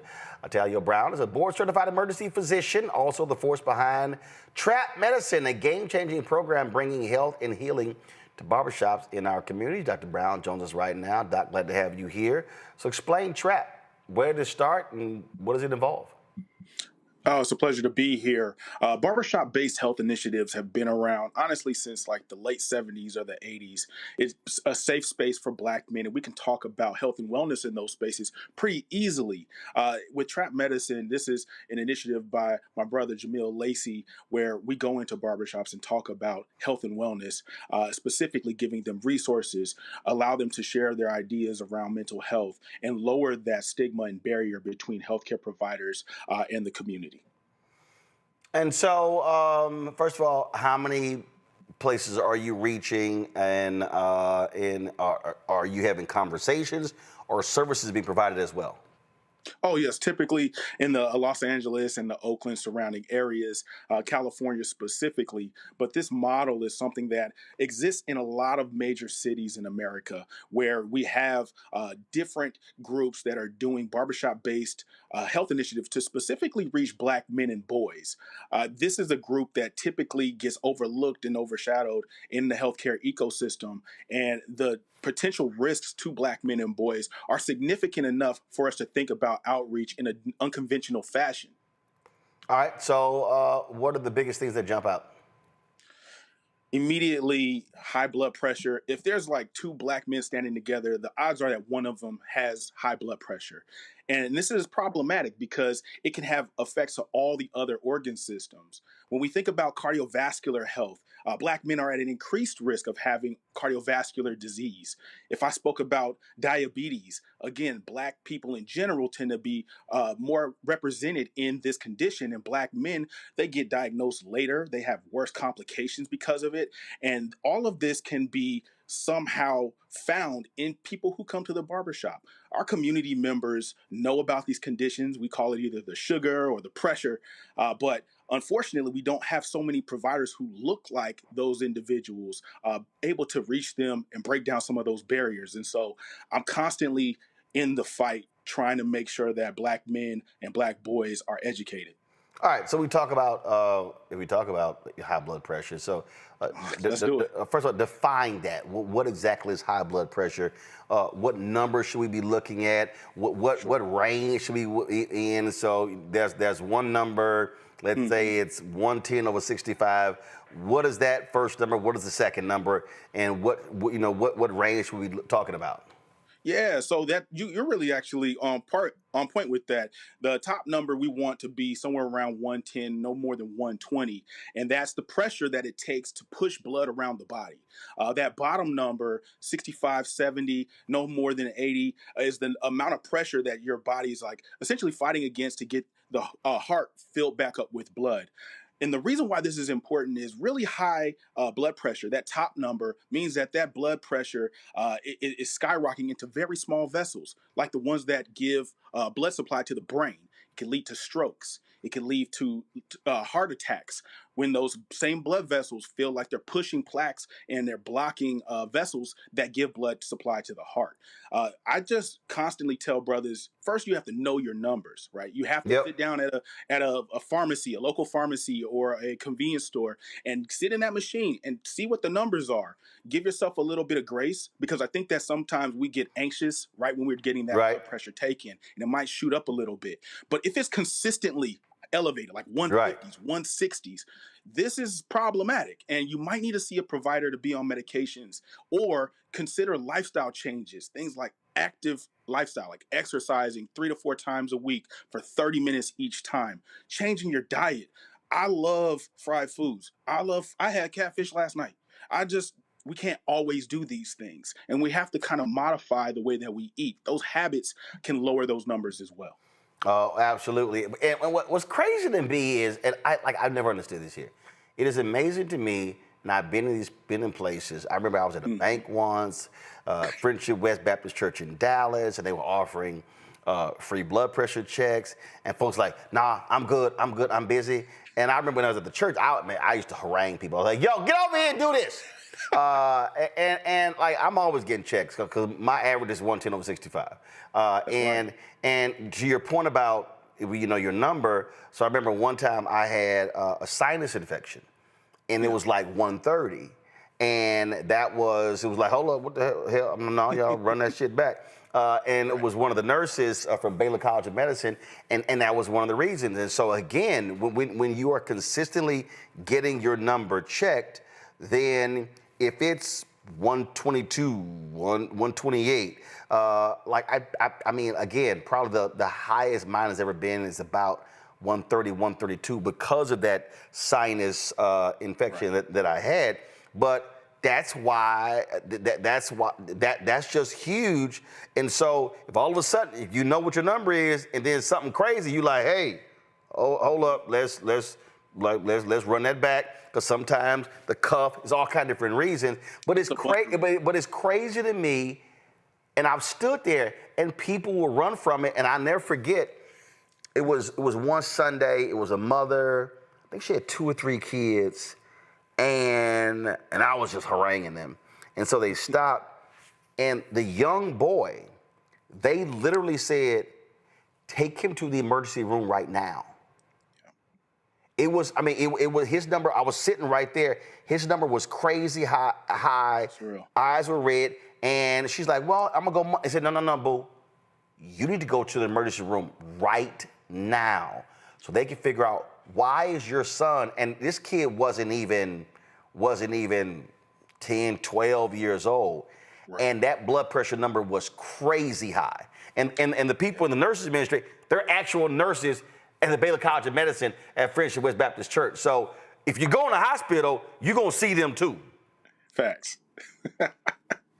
Now, this is a common story, all too common story, unfortunately, where in any type of like community setting, you do a blood pressure checks and you notice someone has like a 220 over 100 blood pressure. And you say to yourself, this could be an actual crisis. And this actually serves as a point for us to intervene effectively.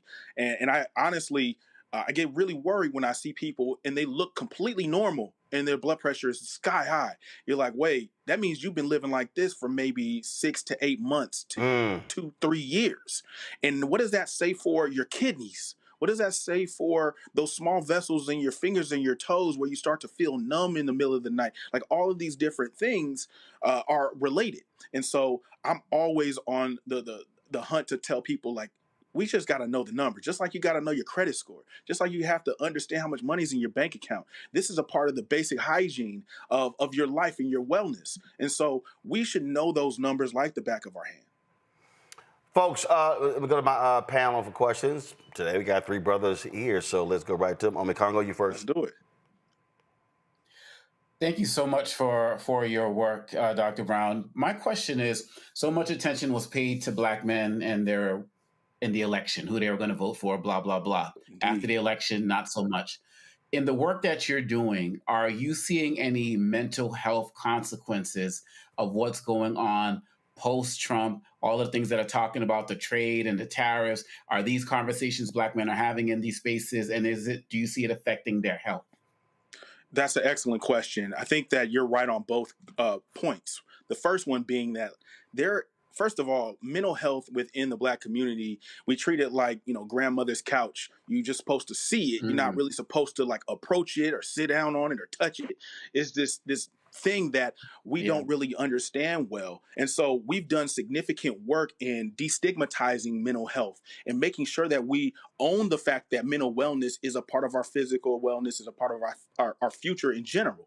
And so with Black men learning how to work through their feelings, their emotions, the traumas that they experience, absolutely in the fallout of the election, Black men have had increased reports of anxiety, increased concerns, fear, depression, grief, like all of these different emotions. And in spaces that are safe, like barbershops, they're able to navigate these. Now, where I draw the line is sometimes you actually need professional help. You need to have a therapist. You need to have a spiritual counselor, a friend somebody who you can help navigate these and that gives you tools to truly understand the underpinnings of these emotions. And if you need to be on medication or some type of therapy or a regimen, having a discussion about that with someone who's skilled enough to navigate that with you.